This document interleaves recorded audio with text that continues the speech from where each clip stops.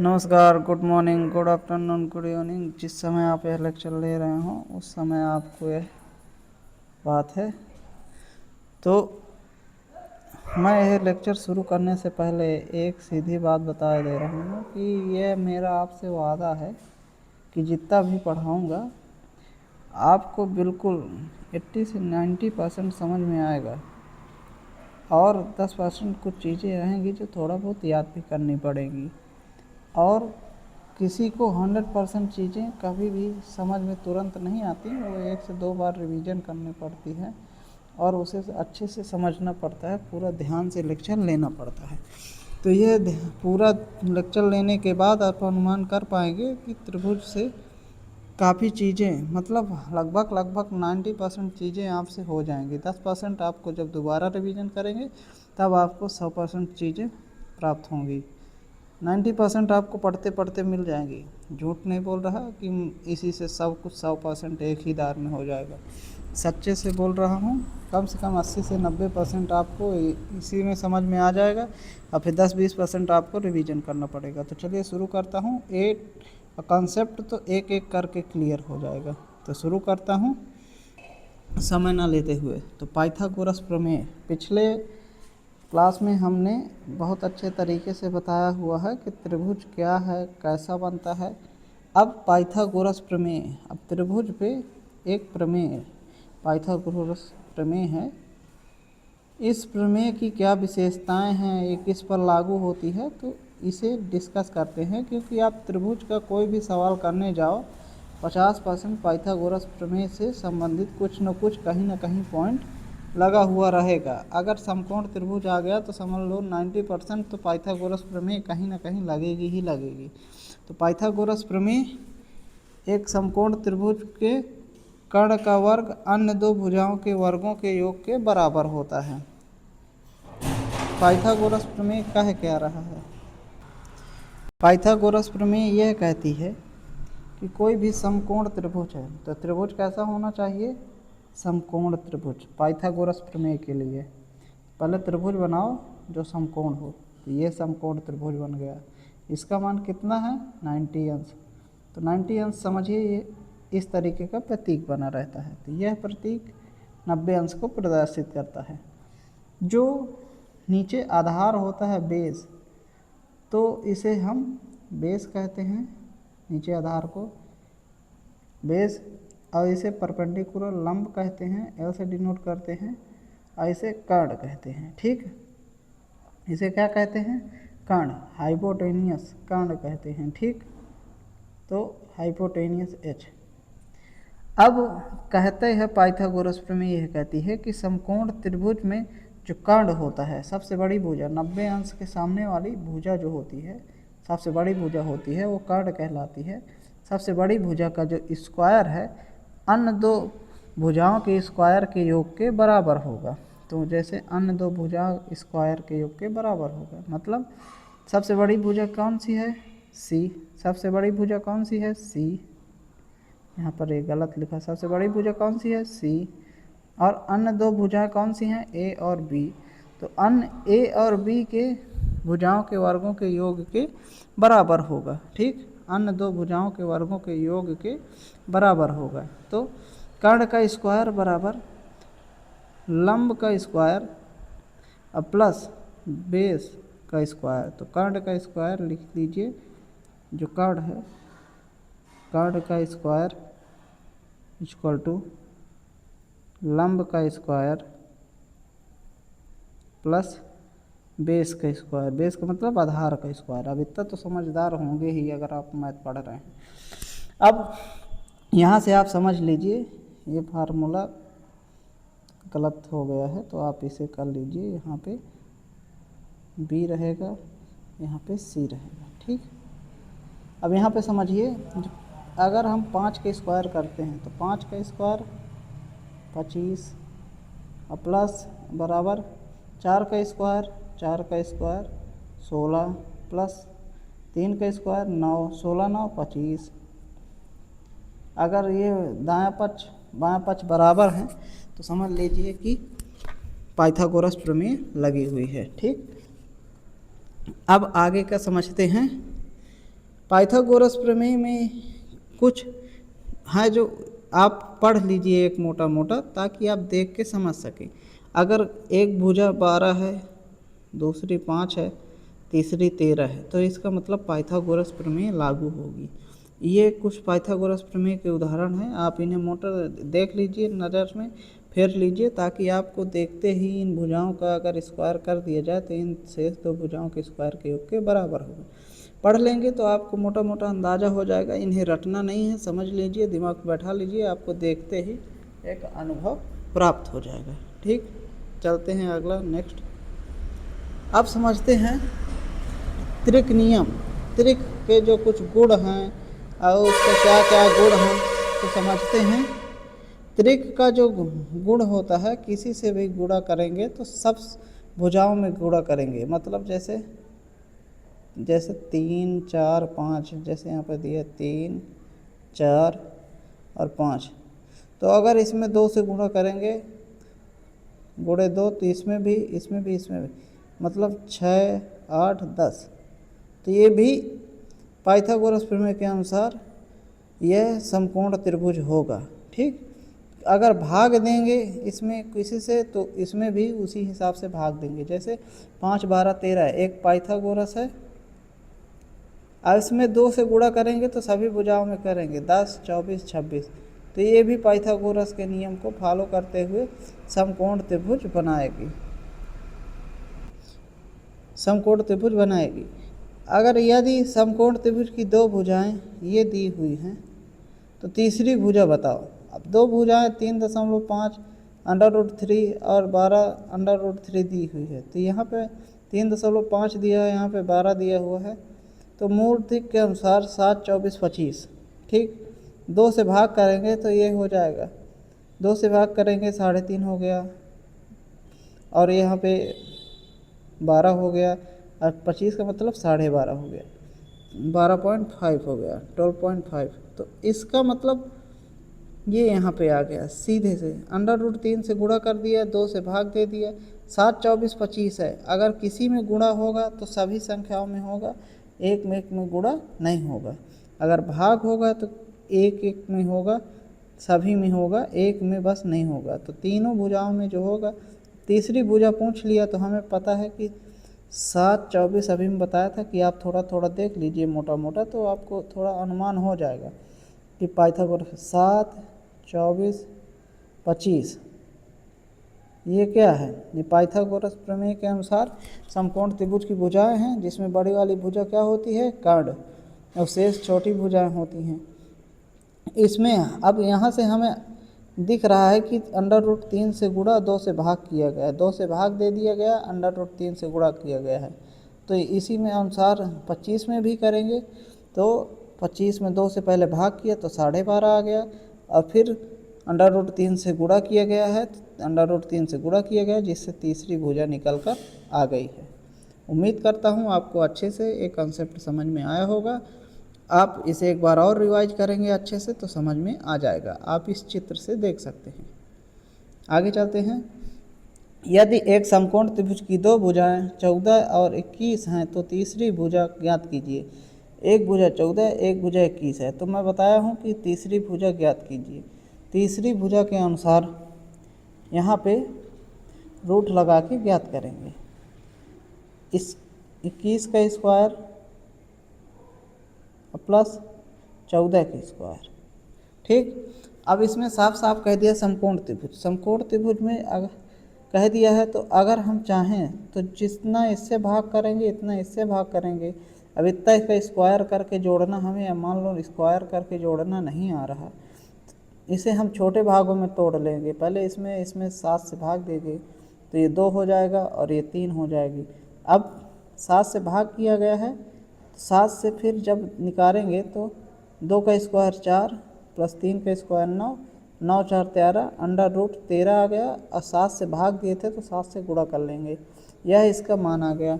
तीसरी भुजा का मान 7 √13 है, ऐसे होगा। ठीक, यदि 2 भुजाएं 42 √3, अब कर्ण दी है, कर्ण का मतलब सबसे बड़ी वाली भुजा, सबसे बड़ी वाली भुजा का मान कितना दिया है 42 √3, और 18√7 तो तीसरी भुजा का मान पूछ रहा है। हम पहले इसे जितना हो सके सरल करते हैं। सरल कैसे? भाग करके, भाग दोनों में जाना चाहिए, ठीक। फिर इसके बाद आगे चल के वो है जितने से भाग देंगे आगे चल के उतने से ही गुणा कर लेंगे। तो 42 को पहले तोड़ लें, फिर 18√7 को तोड़ते हैं। जैसे 42 को तोड़ते हैं तो 6√7 आता है। इसी तरीके से 18√7 को तोड़ते हैं, 6√7 गुणे 3 आता है। अब कॉमन करते हैं 6√7। देखो 6√7 6√7 यहाँ पे आ रहा है, यहाँ पे भी आ रहा है। अब 6√7 को जैसे ही आता है तो भाग देते हैं। तो भाग देंगे जैसे ही तो √21 एंड 3 आ जा रहा है। इसको अब हम फार्मूला लगाएंगे, जो कर्ण का स्क्वायर, कर्ण बड़ी वाली भुजा सी का स्क्वायर इक्वल टू बी का स्क्वायर माइनस ए का प्लस ए का स्क्वायर। अगर हमें दूसरी भुजा निकालना है, बी मतलब निकालना है, तो ए इधर ले आएंगे तो सी का स्क्वायर माइनस ए का स्क्वायर इक्वल टू बी। अब बी निकालना है तो यहाँ पे क्या लग जाएगा? Under root. इसी तरीके से 3 का मतलब 21 जो वाला है, 21 √21 वाला है वो कर्ण है, तो कर्ण सी। अब फिर 9 3 का स्क्वायर, इनका जैसे ही करेंगे तो 9 घटाएंगे तो √12 आ जाएगा, जो तीसरी भुजा है। अब 6√7 से यहाँ पे भाग दिए थे तो 6√7 से यहाँ पे क्या कर लेंगे? गुणा कर लेंगे, ठीक। आगे चलते हैं। अब चलिए एग्जाम्पल नंबर 3 हो चुका है। अब हम एग्जाम्पल नंबर 4 की ओर चलते हैं। एग्जाम्पल नंबर 4 में यह दिया गया है कि यदि दो भुजाएं 9.6 एंड 18 हैं तो तीसरी भुजा बताओ। अब 9.6 और 18 अगर हम ये में क्या किया जाए, 10 का गुणा कर देते हैं तो हमें 96 और 180 प्राप्त होता है। और फिर 12 से भाग कर लेते हैं, पहले हमें 12 से भाग कर लेते हैं तो 8 से और 15 प्राप्त होता है। हम 8, 15, 17 ये इसका हम पाइथागोरस प्रमेय से देख चुके हैं कि 8, 15, 17 समकोण त्रिभुज होता है, ठीक। तो जैसे हैं हम ट्रिक लगाएंगे, ट्रिक 8, 15, 17 तो हमें 17 वाली भुजा प्राप्त होगी। अब इसके खातिर हम क्या करेंगे? हमें पता है कि हम पहले 10 से क्या किए थे? गुणा। तो 17 में 10 से गुणा करेंगे, 12 से भाग करेंगे, जितना है प्राप्त हो जाएगा। उसी तरीके से जितने से भाग किए थे उसका पहले हम गुणा करेंगे। तो 17 में पहले गुणा करेंगे, फिर 10 से भाग देंगे तो 20.4 हमें प्राप्त हो जाएगा, ठीक। इस तरीके से आप क्वेश्चन सॉल्व करने हैं। यहाँ से इम्पॉर्टेंट हमेशा भुजाएं पूछी जाती हैं, इसलिए आप ये ट्रिक थोड़ा सा ज़रूर पढ़ेंगे। ये पाइथागोरस वाले, इन्हें ज़रूर महत्वपूर्ण मान के पढ़िएगा, बहुत इम्पॉर्टेंट है। अक्सर एग्ज़ाम में कोई भी हो, सीजीएल और रेलवे, इन एग्ज़ाम में अक्सर पूछता ही पूछता है, ठीक। चलिए आगे चलते हैं। त्रिभुज की कुछ विशेषताएं। त्रिभुज की विशेषताएं कौन कौन सी विशेषताएं हैं त्रिभुज की, समझते हैं। नंबर 1 विशेषता ये है कि त्रिभुज ABC में जो आंतरिक कोण होता है और त्रिभुज एक कोण, आंतरिक कोण का जो समद्विभाजक होता है और बाह्य कोण का जो समद्विभाजक होता है, वो जहाँ पे मिलते हैं वो हाफ होते हैं, मतलब तीसरा कोण के आधे होते हैं। जैसे कि आप समझिए, यह एक त्रिभुज है। अब ABC, B का आंतरिक कोण यह है, C का आंतरिक कोण ये है, लेकिन C का बाह्य कोण कहाँ होगा? C का बाह्य कोण ये यहाँ पे होगा, ये। तो ये C का बाह्य कोण हुआ। कौन सा बाह्य कोण हुआ? ये ग्रीन वाला। अब इसका समद्विभाजक, सम का मतलब बराबर, द्विभाजक का मतलब जो बराबर से काटते हुए चला जाए, तो समद्विभाजक। ये समद्विभाजक चला गया, यहाँ पे गया, ठीक। अब बाह्य कोण का समद्विभाजक, बाह्य कोण का जो समद्विभाजक है इस तरीके से जाएगा। अब ये जहाँ पे मिलेंगे तो यहाँ पे कुछ ना कुछ कोण बनेगा। तो अगर यह कोण 2 थीटा है तो यहाँ पे थीटा होगा, मतलब इस कोण का आधा होता है। तो बाह्य समद्विभाजक और आंतरिक समद्विभाजक से जो कोण बनता है वो अपने सम्मुख आधार से जो बना कोण होता है त्रिभुज में उसका आधा होता है, ठीक। तो देखो यहाँ पे ये त्रिभुज है, ये त्रिभुज है। अब यहाँ पे जो कोण बना हुआ है यह कोण इनके जो समद्विभाजक से बनेगा कोण वो कितना बनेगा, वो थीटा बनेगा, ठीक। समद्विभाजक से बना कोण क्या कहलाएगा, थीटा कहलाएगा, ठीक। तो अब हमेशा याद करेंगे कि आंतरिक कोण समद्विभाजक और बाह्य कोण समद्विभाजक का जहाँ पे मेल होता है उस पे त्रिभुज जो बनता है वो त्रिभुज के शीर्ष कोण के आधा होता है। तो पहली प्रॉपर्टी हुई, पहली प्रॉपर्टी याद हुई।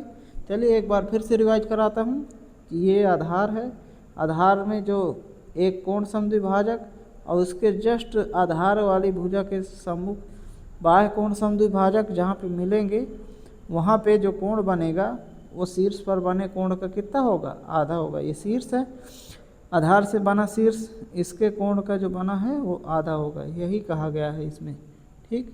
आगे चलते हैं।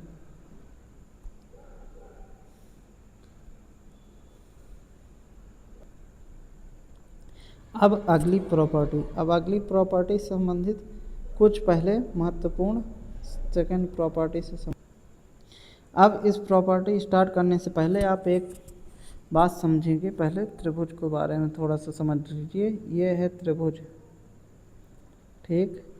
अब इस त्रिभुज में शीर्ष से कोई भी लाइन खींच दी जाए तो उस लाइन को हम सीबियन कहते हैं। हिंदी में भी सीबियन कहते हैं। क्या कहते हैं, सीबियन, सीबियन कहते हैं या सेबियन कहते हैं। हिंदी इंग्लिश सेम है, सीबियन कहते हैं, ठीक। तो शीर्ष से कोई लाइन खींच दी जाए, ये लाइन है, इस लाइन की बात है की जा रही है, ठीक। उसे हम क्या कहते हैं, सीबियन कहते हैं। समझिए यह त्रिभुज है। अब ये कोई लाइन खींच दी गई तो इसे हम सीबियन कहेंगे, ठीक। कोई भी लाइन रैंडम, लेकिन अगर इसके अब प्रॉपर्टी अलग अलग हैं। अगर यहाँ पे ये लाइन खींची जा रही है, यहाँ पे ये लाइन खींची जा रही है सीधे, ये अब ये लाइन जब खींची जा रही है तो अगर 90 अंश का कोण बनाती है तो इसे हम लंब कहते हैं। 90 अंश का कोण बनाएगी तो क्या कहलाएगी, लंब कहलाएगी, ठीक। अगर यह 90 अंश का कोण बनाएगी तो लंब कहलाएगी। अगर यह त्रिभुज की है, अगर यहाँ पे कोण होता है जो कोण को बराबर भागों में मान लो कोई डिवाइड कर रही है तो कोण समद्विभाजक कहलाएगी। क्या कहलाएगी, कोण समद्विभाजक। तो कोण समद्विभाजक और लंब, मान लो यहाँ पे ये कोण समद्विभाजक है, ये यहाँ पे कोण समद्विभाजक बन गई, ठीक। थोड़ा मैं त्रिभुज को उसके हिसाब से समझाता हूँ जो प्रॉपर्टी दी गई है, इस हिसाब से आप समझिए। अब यहाँ पे लंब कैसे पड़ेगा, देखिए यहाँ पे लंब सीधे पड़ेगा।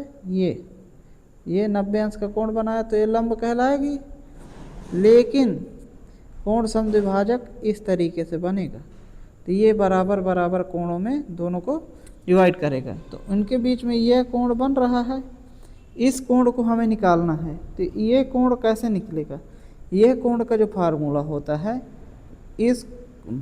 इसमें जो बड़ा कोण हो त्रिभुज में ABC, अब एक कोण का तो समद्विभाजक जहाँ से शीर्ष पड़ता है उससे कोई मतलब नहीं, जो दो कोण बचते हैं उनमें जो बड़ा कोण है उसे घटा दें। मान लो B कोण बड़ा है क्योंकि B के सामने वाली भुजा बड़ी है, तो कोण B माइनस कोण C डिवाइडेड बाई 2, इससे हमें क्या निकलेगा, ये बीच वाला कोण निकलेगा। जैसे यहाँ पे बिंदु डी है, यहाँ पे ई है, तो कौन सा कोण निकलेगा, डी ए ई, कोण डी ए ई। उस कोण को हमेशा बीच में रखा जाता है जिस कोण को निकालना हो। तो जैसे यहाँ से घिरा हुआ है डी ए ई, इसके बीच का कोण निकालना है, ये बीच में रहेगा। ठीक, ये रहा इसका फार्मूला। अब अगली प्रॉपर्टी की ओर चलते हैं। अगली प्रॉपर्टी क्या कहती है, एक क्वेश्चन है इसी से संबंधित, तो आप थोड़ा इसे सॉल्व कर लीजिए। त्रिभुज ए बी सी में दिया गया है कि, यहाँ पे देखिए, ये त्रिभुज ए बी सी में दिया गया है कि ए ई कोण समद्विभाजक है, मतलब कोण समद्विभाजक है। ए ई कोण समद्विभाजक बताया। जैसे ये त्रिभुज है, यहाँ पे जो कोण है सम्मुख, इसको बराबर भागों में बांट दे तो कोण समद्विभाजक कहलाती है। तो ए ई कोण समद्विभाजक है। ठीक, अब आगे कोण समद्विभाजक है। ए डी भुजा बी सी पर खींचा गया लंब है। ए डी बी सी पर खींचा गया क्या है, लंब है। तो इनके बीच में जो कोण बन रहा है उसका मान ज्ञात करना है। ये वाला कोण 45 अंश, ये वाला कोण 65 अंश दिया हुआ। तो 65 minus 45, 65 minus 45 divided by 2 equal to 20/2 बराबर 10। तो ये वाला कोण का मान कितना है, 10 अंश। ठीक, तो ये ऐसे फार्मूला को अप्लाई करना है। और ये क्वेश्चन यूपी पुलिस में पूछा गया था। ठीक, कोई भी एग्जाम्पल आएगा तो वो किसी न किसी एग्ज़ाम में पूछा हुआ आएगा। और ज़्यादातर एसएससी एंड रेलवे का ज़रूर आएंगे, एसएससी एंड रेलवे के एग्जाम्पल ज़्यादा आएंगे। ओके, अब फार्मूला, इससे बाहर कोई भी सवाल आ ही नहीं सकता इन फार्मूलों से बाहर, इतनी तो मैं गारंटी लेता हूँ। ठीक, अब अगले फार्मूला में चलते हैं। अगले प्रॉपर्टी का है त्रिभुज की। अगली 2 प्रॉपर्टियाँ बता चुका हूँ, तीसरी प्रॉपर्टी जितनी भी हैं मोस्ट इम्पॉर्टेंट है, इससे बाहर कुछ नहीं आएगा। तीसरी प्रॉपर्टी ये कहती है कि कोई भी त्रिभुज है, अब उनके कोण समद्विभाजक, मान लो इस त्रिभुज का कोण समद्विभाजक, यहाँ पे कोण समद्विभाजक, यहाँ पे कोण समद्विभाजक, यहाँ पे कोण समद्विभाजक, यहाँ पे मिलेंगे। तो जिस बिंदु पर मिलेंगे वहाँ पर कोण कितना होगा, तो वहाँ पर जो कोण होगा वो 90 प्लस a/2, मतलब सम्मुख वाले कोण का आधा, 90 प्लस सम्मुख वाले कोण का आधा होगा। तो 90 प्लस a/2। यहाँ से समझिए, यह त्रिभुज दिया गया है, यह त्रिभुज। अब इस त्रिभुज का कोण समद्विभाजक और यहाँ पे कोण समद्विभाजक, जहाँ पे मिले बिंदु आई। अब यहाँ का जो कोण निकालना है BIC, कोण BIC 90 प्लस a/2 होता है, 90 प्लस a/2। आप थ्योरी पढ़ने के चक्कर में मत रहिए, इसका कोई मतलब नहीं है, इससे आपका दिमाग डिस्टर्ब होगा। इन कॉन्सेप्ट के आधार पे आप 2 बार रिवीजन कर लेंगे तो हमेशा याद रहेगा। ठीक, और कैसे आया अगर जानना चाहें तो मैं समझा देता हूँ, टाइम बहुत लगेगा। समझिए, त्रिभुज का क्षेत्र, जो त्रिभुज के तीनों अंतःकोणों का योग कितना होता है, समझ ला, एक को समझा दे रहा हूँ। ठीक, त्रिभुज के तीनों अंतःकोणों का योग 180 अंश होता है। ठीक, त्रिभुज के तीनों अंतःकोणों का योग कितना होता है, 180 अंश होता है। अब कोण ए जो है कितना होगा, 180 माइनस बी प्लस सी, बी प्लस सी पक्षांतर कर दिया गया तो कोण ए आ गया। अब दोनों में 2 से क्या कर दीजिए, डिवाइड कर दीजिए।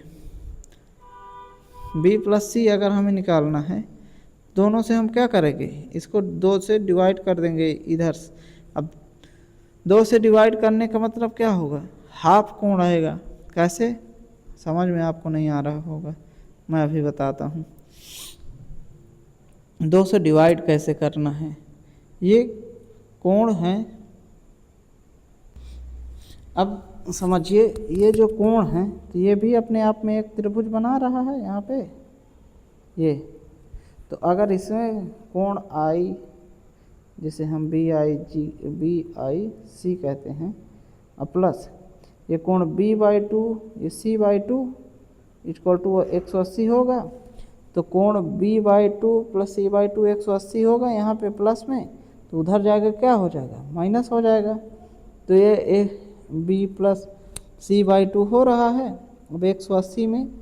अब यहाँ पे हम पक्षांतर करके क्या कहते थे, डिवाइड किए थे। B प्लस C निकालना है तो A को पक्षांतर करके 2 से डिवाइड किए थे। अब B प्लस C के जगह इसे पुट कर देते हैं, और यहाँ पे आप पुट करेंगे तो हमारे 90 प्लस A/2 मान प्राप्त हो जाएगा। ठीक, यहाँ से हमें सीधे समझ के चलना है कि हमें B प्लस C नहीं चाहिए। तो B प्लस C का मान कैसे निकलेगा, B/2 C/2, कोण ये बराबर, ये भी तो अपने आप में एक त्रिभुज बन रहा है, 180 हो रहा है। तो इसको हम निकालेंगे और फिर पुट कर देंगे तो आ जाएगा। ठीक, अब त्रिभुज ABC में कोण B और कोण C के समद्विभाजक I पर मिलते हैं। त्रिभुज ABC में कोण B और कोण C के I पर मिलते हैं, और कोण A 70 अंश है तो BIG का मान ज्ञात कीजिए। ये एग्जाम्पल है, समझिए। कोण कितना है, 70 अंश है, तो 90 प्लस A/2, A का मान कितना दिया हुआ, 70, तो 90 प्लस कोण A का मान 70/2, अब 70/2 35 हो गया, और 90 125। ठीक, अब चलो आगे बढ़ते हैं, प्रॉपर्टी नंबर नेक्स्ट चलते हैं। नेक्स्ट प्रॉपर्टी क्या कहती है, नेक्स्ट प्रॉपर्टी ये कहती है त्रिभुज ABC में बाह्य कोण। अभी तक तो हम आंतरिक कोण समद्विभाजक के बारे में खूब पढ़ा, ये आंतरिक कोण समद्विभाजक, लेकिन अब बाह्य कोण समद्विभाजक किसे कहते हैं, बाह्य कोण के बारे में थोड़ा जान लेते हैं। मान लो ये इसे बढ़ा दो, थोड़ा सा इसे भी बढ़ा दो। अब ये बाह्य कोण, ये बाह्य कोण, अब इनका अगर समद्विभाजक निकाला जाए, इन बाह्य कोणों का समद्विभाजक, तो बाह्य कोणों का समद्विभाजक किस तरीके से आ रहा है यहाँ पे। बाह्य कोण जो समद्विभाजक त्रिभुज में पड़ेगा वो 90 माइनस A/2 पड़ेगा। क्यों 90 A-2 पड़ेगा, क्योंकि आंतरिक कोण प्लस में इसलिए आ रहा था कि क्योंकि ये कोण छोटे होते हैं अंदर वाले, और ये कोण छोटे होते हैं, तो ये कोण फैल कर बड़ा बनता है, तब तो 180 पूरा होता है। इसी तरीके से बाह्य कोण में यह कोण बड़े होते हैं, यह कोण बड़े होते हैं, तो यह कोण छोटा होगा तभी तो ये बड़े बड़े कोणों का कटा होगा हाफ, तब त्रिभुज का मान 180 ही होगा, चाहे जैसा हो।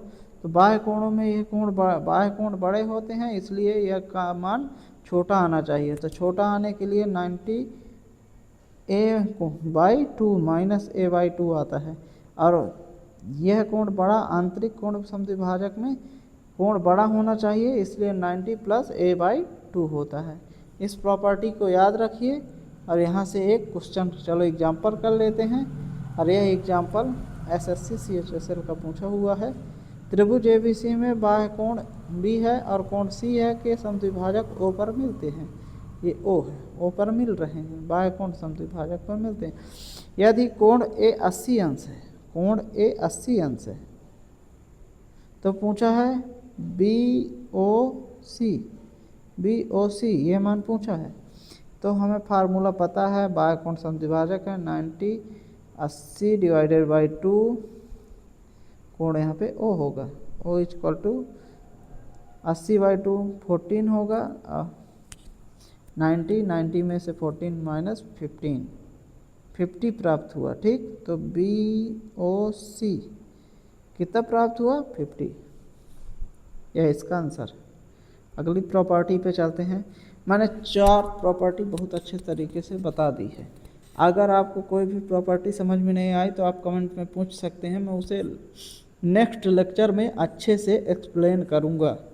ठीक, मैं कोई बड़ा क्रिएटर नहीं हूँ कि किसी की भी बात नहीं सुनूंगा, बस अपने व्यूज और कमाई में एक एक की बात सुनूंगा, समझूंगा और उसे समझाने का प्रयास करूंगा। ठीक, क्योंकि आप हमसे उम्मीद रखते हैं, तो आपकी उम्मीदों पे खरा उतरना मेरा काम है। चलिए शुरू करते हैं अगली प्रॉपर्टी। जब किसी त्रिभुज के दो कोणों का आंतरिक कोण समद्विभाजक और बाह्य कोण समद्विभाजक, यह त्रिभुज है, त्रिभुज का यह आंतरिक कोण समद्विभाजक है। कौन सा है? आंतरिक कोण समद्विभाजक है। अब आंतरिक कोण समद्विभाजक ये यहाँ पे है, ठीक, आई मिल रहा है, इंटरनल एंगल बाइसेक्टर, ठीक। और बाह्य कोण समद्विभाजक ये ऐसे गया तो यहाँ पे बाह्य कोण समद्विभाजक है। तो आंतरिक कोण समद्विभाजक और बाह्य कोण समद्विभाजक दोनों का अगर योग करते हैं तो 180 अंश होता है। कैसे? a/2 माइनस का प्लस का a/2 कट जाते हैं तो 90 90 कितना हो जाता है? 180। ये 90 प्लस a/2 है और ये 90 प्लस माइनस a/2 है, दोनों का योग कितना हो गया? 180। और 180 ये हो गया और 180 ये हो गया और 180 फिर इनका बचेगा, क्योंकि चतुर्भुज के चारों अंतःकोणों का योग 360 अंश होता है। तो यहाँ पे यह कोण बराबर हो गए 180, इनका मान तो 180 हो गया, तो इनका भी मान 180 होगा। तो इससे जो चारों आमने सामने की भुजा का मान 180 अंश होता है। तो इस तरीके के मतलब चतुर्भुज को क्या कहते हैं? चक्रीय चतुर्भुज कहते हैं। तो ये जो मैं बना रहा हूँ ये किस प्रकार का चतुर्भुज है? चक्रीय चतुर्भुज है। जो मैं बना रहा हूँ उसे देखिए, उसे मत देखिए जो ए से बना हो, यह चक्रीय चतुर्भुज कहलाता है, ठीक। एक चक्रीय चतुर्भुज बनेगा। कौन कौन सा? बी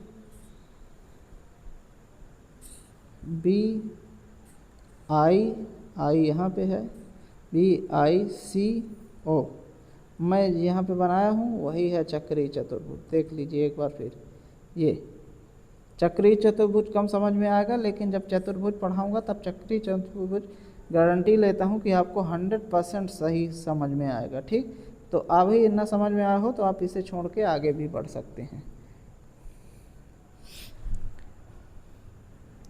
प्रॉपर्टी नंबर 6 यह कहती है कि एक त्रिभुज ABC दिया गया है जिसमें BC जो आधार है उसको D तक बढ़ाया गया है, ठीक।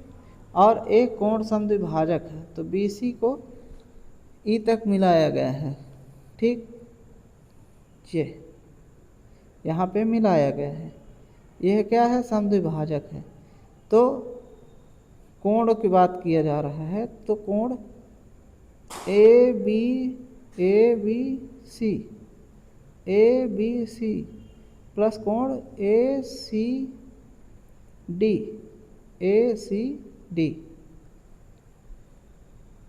अब समझिए किसकी बात कर रहा है, यहाँ पे समझिए, मैं समझा रहा हूँ अलग से। ये एक त्रिभुज दिया गया है, ठीक। अब इस त्रिभुज को कह रहा है कि यहाँ पर AE मिलाया गया और ये B और C को बाहर बढ़ाया गया, कहाँ तक? D तक, ठीक। और ये A है, तो इसका और इसका जो माध्य होगा, इसका माध्य, ये दो को यहाँ पर ला सकते हैं तो भाग देंगे। कोण B का और कोण C का जो माध्य होगा वो कोण E के बराबर होगा। तो कोण B का देखो, दूर का ये कोण छोटा, ये कोण बड़ा, तो जो बीच में बनाएंगे वो मीडियम बनेगा। बीच में कैसा बनेगा? मीडियम बनेगा, ठीक। तो दोनों का जो माध्य है वो मीडियम बनेगा। कोण B कैसा है? छोटा कोण है, और कोण C बड़ा कोण है, तो दोनों का अगर माध्य बनाए तो मीडियम बनेगा। जैसे कि मैं एक एग्जांपल लेता हूँ कि यहाँ पे अगर 60 अंश है और यहाँ पे 120 अंश है, 60 120 अंश है, तो दोनों का जो माध्य होगा वो 60 प्लस 120 180 होगा और डिवाइडेड बाई 2 मतलब 90। तो यहाँ पे जो बीच होगा वो कितना होगा? 90 अंश का होगा, ठीक। दोनों का माध्य होगा। इस तरीके से एक एग्जाम्पल दिया गया त्रिभुज ABC में BC को D तक बढ़ाया गया, BC को D तक बढ़ाया गया। कोण A जो समद्विभाजक है जहाँ ई पे मिलता है तो त्रिभुज ए बी सी 40 अंश, कोण बी 40 अंश और कोण ए ई ये 70 अंश है, ये 70 अंश है। तो कोण ए सी डी यह कोण का मान पूछा है, यह कोण का क्या पूछा है, मान पूछा हुआ है। देखो मैं बता रहा हूँ, आप एक बार में समझिए। यह त्रिभुज दिया हुआ है, ये डी तक बढ़ाया गया है, ये यहाँ पे है, ठीक। इस कोण का मान 40 अंश दिया है, यह कोण का मान 70 अंश दिया है और यह कोण का मान पूछा है।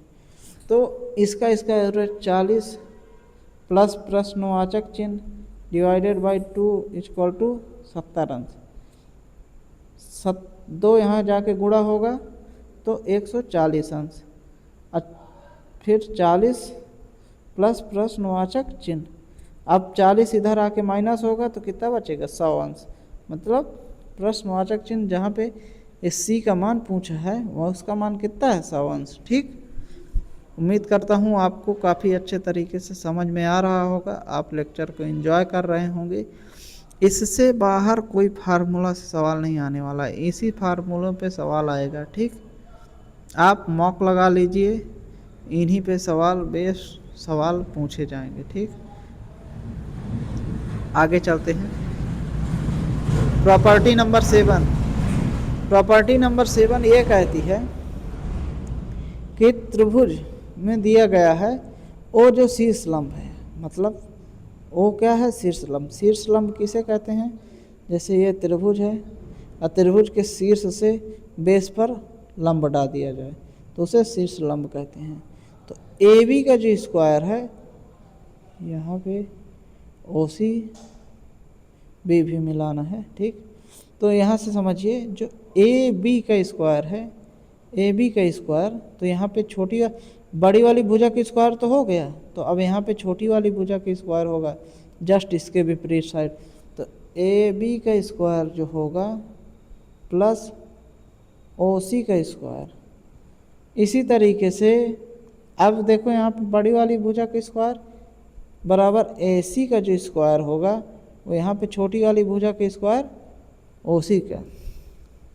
मैं थोड़ा कलर चेंज करके बताता हूँ, जैसे इसका स्क्वायर प्लस इसका स्क्वायर, ठीक।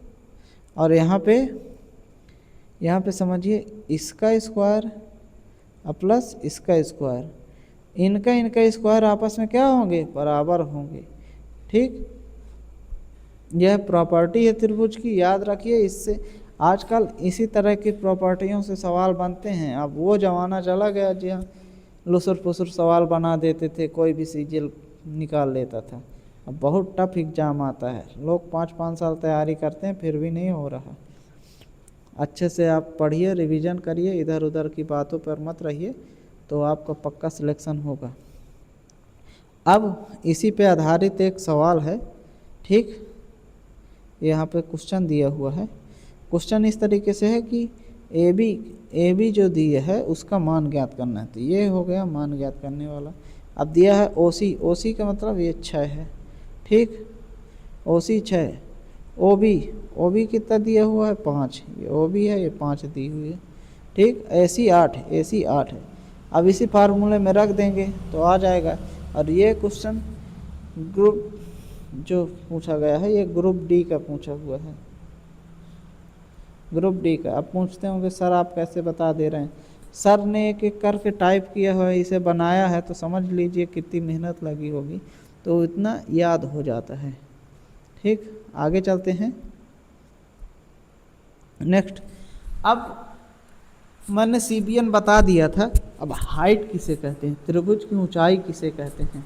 अभी तक तो हमने बेसिक से बता दिया है कि त्रिभुज की ऊंचाई किसे कहते हैं। अब त्रिभुज की हाइट असल मकसद क्या होता है, किस तरीके से कहते हैं। जैसे ये त्रिभुज दिया हुआ है,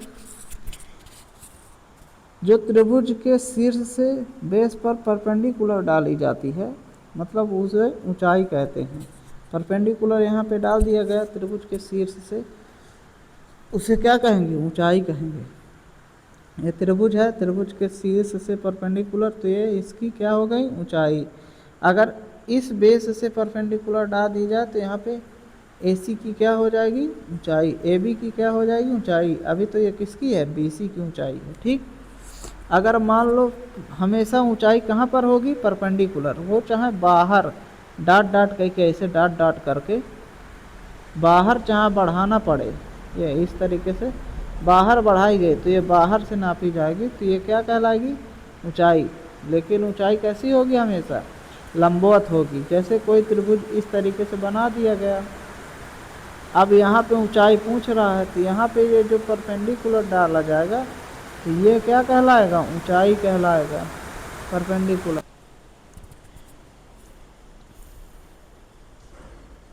क्या कहलाएगा, ऊंचाई कहलाएगा। अब कोण समद्विभाजक किसे कहते हैं, मैंने कोण समद्विभाजक आपको बता दिया था पहले ही कि कोई भी त्रिभुज है, अब इस कोण को दो बराबर भागों में बांटना कोण समद्विभाजक कहलाता है।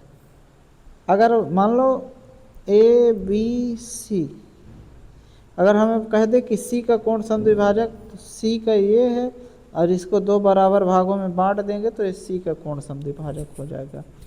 इसी तरीके से यह त्रिभुज दिया हुआ है, कोण ये A है, अब A का कोण समद्विभाजक, तो ये A का कोण समद्विभाजक हो जाएगा। ठीक, अब ये त्रिभुज है, अब कोण कह दे B का समद्विभाजक, तो यहाँ पे B कोण है तो इसका समद्विभाजक ये हो जाएगा। ठीक, उम्मीद करता हूँ आपको ये चीज़ें अच्छे से समझ में आई होगी। अगर यह समझ में आ रहा है तो पिछला जो मैं पढ़ाया हूँ वो चीज़ें अच्छे से समझ में आया होगा। आप भी अपने आप में महसूस कर रहे होंगे कि हमें चीज़ें समझ में आ रही हैं। अब माध्यिका किसे कहते हैं, अगर सामने वाले शीर्ष से जो सीबियन खींची जाती है, सीबियन कोई भी रैंडम लाइन हो सकती है, जैसे सामने वाली शीर्ष है, यहाँ से ऐसे इस तरीके से, ये कोई भी लाइन है, ये सब क्या है, सीबियन है। तो अगर कोई ऐसी सीबियन जो सामने वाली भुजा को दो बराबर भागों में बांट दे, वो क्या कहलाएगी, माध्यिका। माध्यिका के सीधे से परिभाषा है कि मान लो ये त्रिभुज है, अब सामने वाली भुजा को मान लो ये कोण से इधर ये बराबर बांट दी, तो ये क्या कहलाएगी, माध्यिका। माध्यिका कौन सी कहलाएगी, ये वाली, ये क्या कहलाएगी, माध्यिका। ठीक, माध्यिका कहलाएगी, ये माध्यिका कहलाएगी। ठीक, इसी तरीके से लंब समद्विभाजक किसे कहते हैं। अब लंब समद्विभाजक एक रेखा है, समझिए, जहाँ त्रिभुज पे समझिए, ये त्रिभुज है, अब यह त्रिभुज सामने वाली भुजा को दो बराबर भागों में भी बांटता है,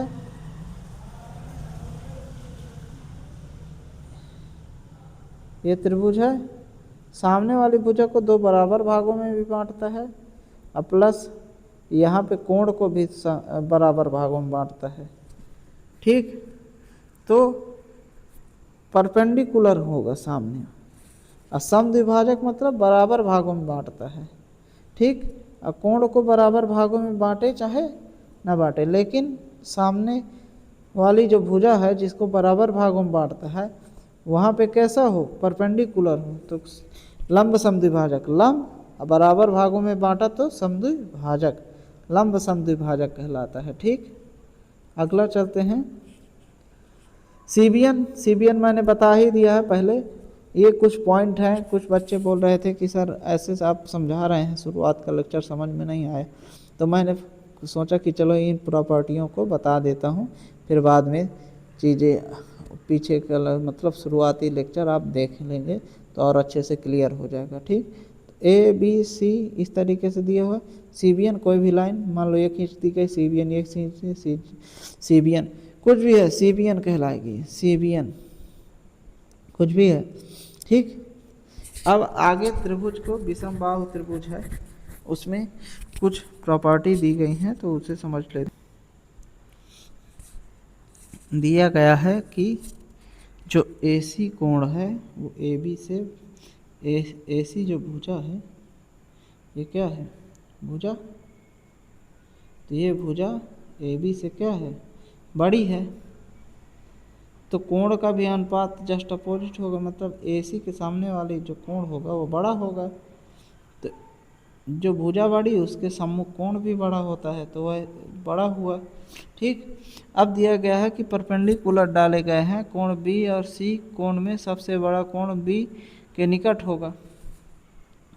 इसमें कुछ कॉन्सेप्ट नहीं बताया, इससे ये बताया गया है कि जो परपेंडिकुलर खींचा जाता है, जो लंब खींचा जा रहा है, वह बड़े कोण के क्या होगा, नज़दीक होगा। जो लंब खींचा जा रहा है वो किसके नज़दीक होगा, बड़े कोण के नज़दीक होगा। और जो माध्यिका होगी वो 2 बराबर भागों में बांटेगी, उसमें कोई दो राय नहीं है। ठीक, और कोण जो समद्विभाजक होगा वह कहीं भी हो सकता है। कोण समद्विभाजक का कोई यह नहीं है कि यह किसके नज़दीक होगा। कोण समद्विभाजक भी इस बड़े वाले मतलब कोण के नज़दीक हो सकता है, लेकिन इधर उधर भी।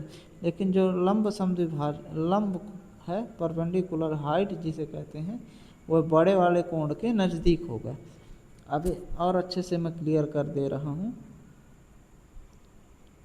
देखिए, यह त्रिभुज है।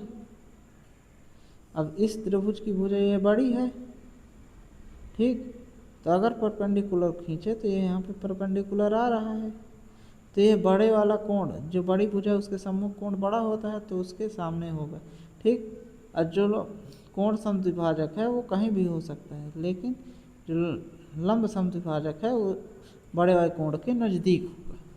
ये बात ट्रिक आगे चल के याद करने की है।